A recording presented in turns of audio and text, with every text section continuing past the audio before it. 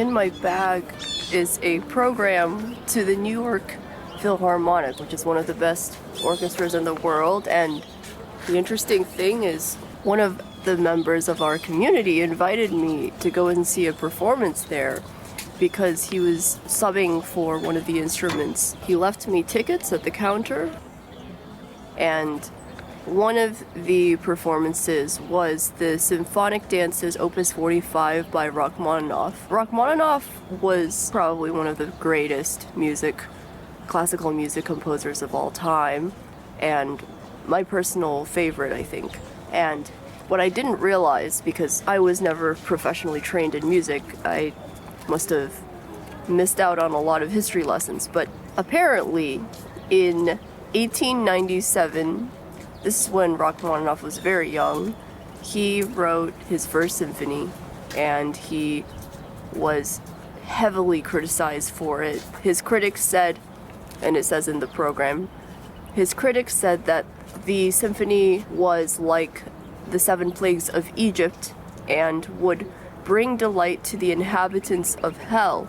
So after that, it says or implies that Rachmaninoff was really sad for 3 years after that, and I don't know how he got through it every day, but he ended up writing some of the most beautiful music in the world. One of the most famous pieces was Piano Concerto No. 2, and my personal favorite, which is lesser known, is the second movement of that piece, which I used to play a lot for fun, and there's something about that second movement that's so beautiful that I can't really look away from, and it feels very heavenly to listen to. And then the other piece that is even lesser known that I really love is called Isle of the Dead, and it's based on a painting with the same name. I just can't even imagine how someone created something like that. It really feels like you're on a little boat paddling slowly to the Isle of the Dead. So I do recommend reading the programs if you're ever at the New York Philharmonic.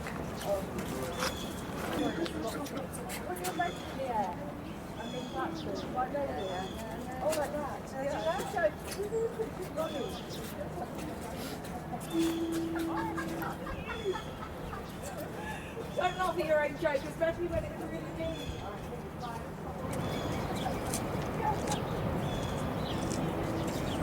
Do you see the ducks? Oh, they look so small from here. Oh, he's cleaning himself.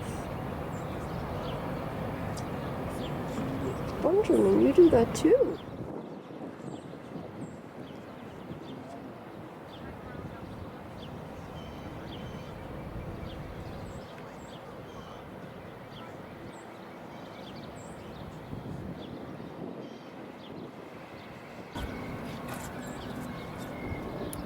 Oh. He's getting very brave. If you want to know something really random that I really want to tell you, is my old favorite YouTube channels. Some of them are still active and some of them aren't. My, I guess, comfort channels back in, I don't know, maybe 10 years ago, there were 2. One was Claire Marshall, and she was living in Los Angeles, probably still is today. She made so many creative makeup videos. Unfortunately, I think she archived or hid away a lot of her videos, but some of them are still there. I really liked her. I hope she makes more videos. The other one I could not find for the last 9 years or so. I just lost all records of that channel, didn't have it saved anywhere in a playlist, and I was just like, hey, this is the best channel I've ever seen, where someone just plays video games and comments on himself playing the video game and just plays through different parts of it until he's done. A very simple premise, but he was really, really, really good at it, and funny and wholesome. And it was Chris Smoove. Those are 2 of my favorite channels. And then another one, I didn't find out about it until maybe a few years ago, is Baz Battles. And this person just analyzes old wars, old battles in old wars, one battle at a time.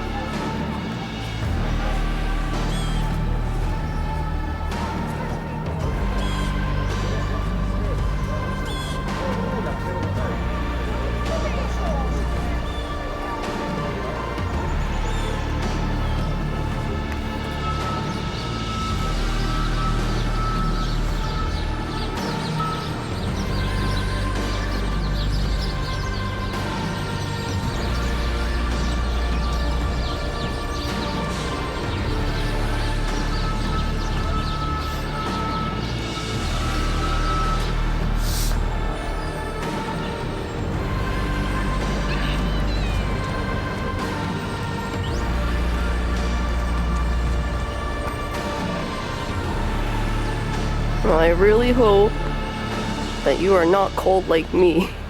I'm so cold. I hope you're somewhere warm and cozy.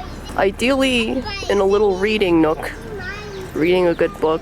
I've been told that I should read Watership Down. I still haven't finished Steve Jobs, so maybe I'll shift to that later. But the Steve Jobs book I'm reading is really good. It's really incredible what you can do if you have infinite persistence and a group of geniuses. Stay warm, stay cozy, and don't go outside in the park like I am on a cold, rainy day. Ugh. Oh my god. My hands need to be de-thawed for a few hours. I'm glad we came though. I'm glad that we explored and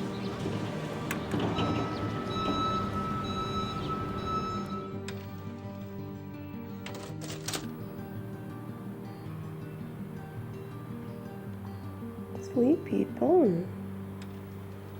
Sleepy bone.